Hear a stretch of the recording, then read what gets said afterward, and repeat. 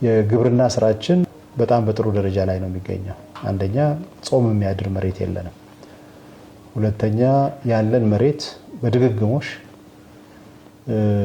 ከ3 እስከ 5 ጊዜ ይታረሳል። የምርት መጠን በየሰብሉ እና በየአይነቱ ስናየው ከአመት አመት መጨመር ያሳያል። በእንስሳትም በሰብልም በሁሉም ያሳያል። የአርሶ አደሩ ህይወት በመቀየር በኩልም ለውጥ አለው። አርሶ አደሩ ከሚያውቃቸው አዝርቶችና ከሚያውቃቸው ተክሎች ውጭ ወጥቶ ወደ አዳዲስም ልምምድ እያደረገ ነው ያለው። ለምሳሌ ሮዝመሪ አዲስ ልምምድ ነው። ሌሎችም አሉ በስም የሚጠቀሱ በተለይ ቅመማ ቅመም የሆኑ እንትኖች ልምምድ ውስጥ ገብቷል። ከፍተኛ የሆነ ገንዘብ ማግኘት ጀምረዋል። ግብርናችን ከነበረበት ከልምድ ወጥቶ ወይም በበሬ ከማረስ ወጥቶ ወደ ሜካናይዜሽንም እየተቀየረ ነው ያለው። በትራክተር መጠቀም ጀምረዋል።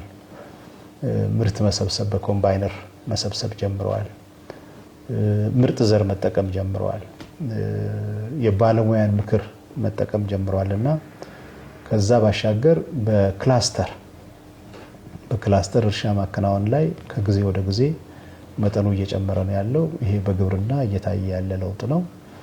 አሁን ያጋጥመናል ብለን የያዝናቸው ስጋቶች ለመሻገርም ልዩ ልዩ እቅዶች አቅደን እየሰራን ያለ ነው። በተለይ የዝናብ ማነስ እና የዝናብ መብዛት ያጋጥማል ተብሎ ትንበያ አለ። ለሁለቱም እቅዶች አዘጋጅተን አንዳንድ ቦታ የሚያጋጥመን ችግር አለ። ቶሎ እያነሳን በሌላ ሰብል እየተካን ያለ ነው። ግብርና ላይ ጥሩ ለውጦች አሉ።